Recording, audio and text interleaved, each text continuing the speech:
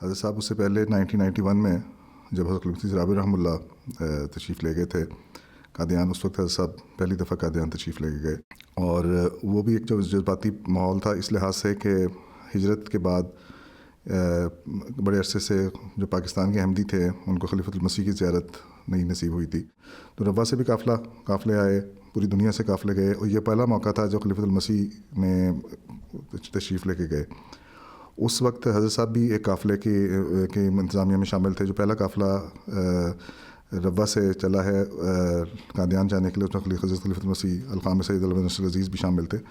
حضور انور رضی اللہ تعالیٰ بن نصر العزیز کی اس وقت ڈیوٹی لنگر خانہ میں ناظم لنگر خانہ کے طور پہ تھی، تو اس وقت یہ سسٹم تھا کہ قادیان میں ایک لمبے عرصے سے چونکہ بڑے اسکیل کا جلسہ نہیں ہوا تھا، اس میں ایک ہسٹوریکل بات یہ ہے کہ جب حضرت مسلم نے چھوڑا ہے قادیان تو بہت مشکلوں سے بہت تھوڑے لوگوں کو اجازت ملی تھی قادیان میں رہنے کی۔ ان کو کہتے ہیں درویشان قادیان۔ ان کو قادیان میں روکا تھا کہ مقامات مقدسہ کی حفاظت، جس میں بشتی مقبرہ حضرت مسیح صلی اللہ علیہ وسلم کا مزار اور دارالمسیح اور بعض ہماری جماعت کے جو مقدس مقامات جن کے ساتھ ہماری جماعتی وابستگی، تاریخی وابستگی ہے، وہ شامل تھے، ان کی حفاظت کے لیے چھوڑ دیا تھا۔ بہت مشکل حالات میں مخالفت ہوتی تھی، لڑائیاں ہوتی تھیں، پولیس کیسز ہوتے تھے، مشکل سچویشن تھی جس میں سے اس وقت کے درویشان گزرے تھے۔ اس وجہ سے انتظامی لحاظ سے وہ بہت بڑا اسٹرکچر نہیں تھا جو وہاں پہ پیچھے رہ گیا تھا۔ ایک زیادہ تر وہ لوگ جو کہ سیکیورٹی کے ایکسپرٹ ہوں یا جسمانی طور پہ فزیکلی اسٹرانگ لوگ ہوں، ان کو وہاں چھوڑا گیا تھا تاکہ حملہ ہو یا مقابلہ کرنا پڑے کبھی، یا لڑائی وڑائی ہو، یا حفاظت کے بیسیکلی حفاظت مرکز کی ٹیم تھی وہ،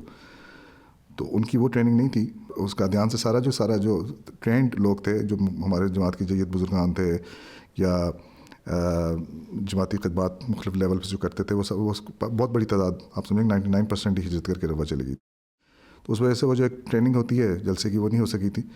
تو حضرت صاحب خلیفہ رابع رحمہ اللہ کا یہ ہدایت تھی کہ جو روا کا جو ناظم ہوگا وہ قادیان کے ناظم کے ساتھ مل کے کام کرے، شیڈو جس کو کہتے ہیں وہ کرے گا، تاکہ پریشر ہینڈلنگ اس کو بہتر پتہ ہے، اس نے جلسے ٹریننگ کی اس کی بہتر ہے۔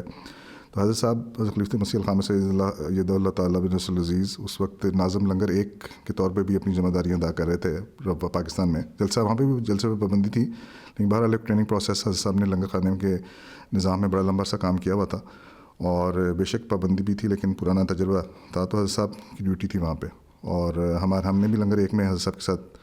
ڈیوٹی کی، اور اس میں مینلی یہ تھا کہ روٹیاں گننی ہوتی تھیں، 50 کا بیگ بنا تھا۔ ڈیوٹی کم کی تھی اور قادیان کی سیر زیادہ کی تھی، لیکن بہرحال نام کے لحاظ سے ڈیوٹی بہرحال تھی ہماری۔ اس میں 50 کا ایک ہم نے پیک بنانا ہوتا تھا، اور اس کو جو ایک ان کی ایک باسکٹ ہوتی ہے اس میں ڈالنا ہوتا تھا، پھر وہ کھانا جو ہے وہ روٹیاں بھی جاتی تھیں، آگے سپلائی چلی جاتی تھی۔ تو وہ موقع تھا حضرت صاحب کا اور پاکستان کے احمدیوں کا حضرت مسیح سے ملنے کا موقع تھا 91 میں۔ پہلی دفعہ ہجرت کے بعد کوئی بھی خلیفہ اس جگہ پہ جا رہے تھے، تو اس موقع پہ کافی جذباتی کیفیت تھی، احمدیوں کی بھی کیفیت تھی۔ اس میں ہمیں یاد ہے کہ حضرت صاحب موجودہ حضرت صاحب کے ساتھ ہم نے جب پہلی دفعہ ملاقات کی حضرت صاحب کے حضرت خلیفہ مسیح کے ساتھ، وہ بھی ایک بڑا ایموشنل موقع تھا۔ پھر وہ موقع تھا بڑا ایموشنل جب ہم نے